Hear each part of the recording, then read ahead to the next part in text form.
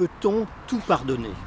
Lorsque l'on pose la question à François Cluzet, à l'occasion d'une interview, de savoir s'il a pardonné à Bertrand Cantat pour avoir frappé Marie Trintignant et l'avoir tué, il répond d'une manière extrêmement simple et extrêmement forte: non, je ne pardonnerai jamais.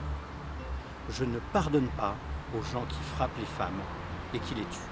Comment ne pas comprendre, comment ne pas avoir de l'empathie, comment ne pas avoir une infinie compassion pour cette souffrance, pour cette tragédie, pour ce qu'il vit. Pourtant, nous savons dans les processus de résilience que le pardon peut être à un moment, un passage, une condition. Dans cette vidéo, je voudrais vous parler du pardon comme chemin de résilience.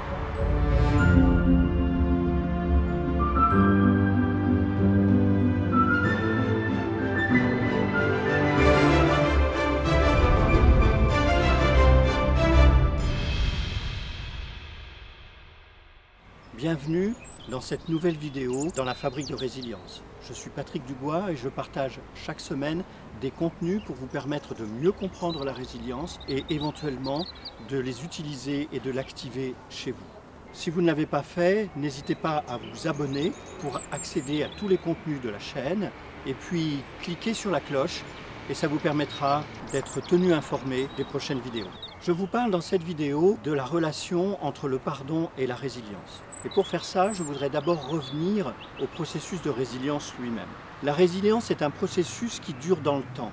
Une personne n'est pas forcément résiliente tout le temps, elle peut l'être à certains moments et pas à d'autres. Dans ce processus, il y a un avant le traumatisme, il y a le traumatisme qui peut être d'être maltraité, d'être agressé, de se retrouver dans un attentat, de multiples traumatismes possibles. Et puis, il y a l'après-traumatisme, c'est-à-dire la manière dont la personne va se reconstruire et reprendre sa croissance. Pendant ce processus, le pardon peut constituer une nécessité ou un passage obligé, et en tout cas, dans un grand nombre de cas, l'absence de pardon peut constituer un obstacle à la résilience. D'abord parce que dès lors que vous n'avez pas pardonné, vous allez vous retrouver figé dans le passé, vous allez vous retrouver dans un ailleurs et autrefois, et ça va vous empêcher de vivre le présent et de continuer vers l'avenir. La deuxième raison qui fait que c'est un obstacle au processus de résilience, c'est que l'absence de pardon va également vous maintenir dans des sentiments négatifs, que ce soit de la haine pour l'agresseur, que ce soit un sentiment d'injustice, que ce soit un sentiment de victime. Tous ces sentiments négatifs ne sont pas du tout propices à la croissance et à la résilience. C'est pour cette raison que dans le processus de résilience, le pardon va constituer un chemin. Ça va à la fois être une porte d'accès et une manière de dire en partie au revoir au passé et de reprendre le processus psychique de croissance. Bien entendu, il peut y avoir des difficultés parce que selon ce que j'ai vécu, selon les traumatismes, évidemment, ça peut être très difficile. Pour autant, et si ça peut vous aider, vous avez besoin de mesurer que ce n'est pas parce que vous pardonnez que vous exemptez, que vous excusez les personnes de leurs responsabilités.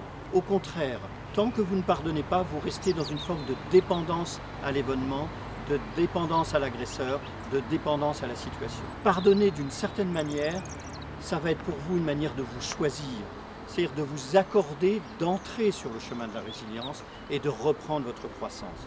C'est une manière de renoncer à tous les affects négatifs pour laisser la place à quelque chose de nouveau. En faisant cela, non seulement vous allez reprendre votre croissance, mais vous n'allez pas la reprendre au même endroit qu'avant le traumatisme. Parce que bien sûr, les traumatismes ont laissé des blessures. Mais ces blessures, dès lors que vous les avez un peu cautérisées, dès lors que vous en avez pris un peu soin, vont aussi devenir des richesses. Ces blessures vont vous faire entrer encore davantage en humanité. Elles vont vous permettre d'être en relation différente avec vos proches, voire de pouvoir être un exemple pour d'autres.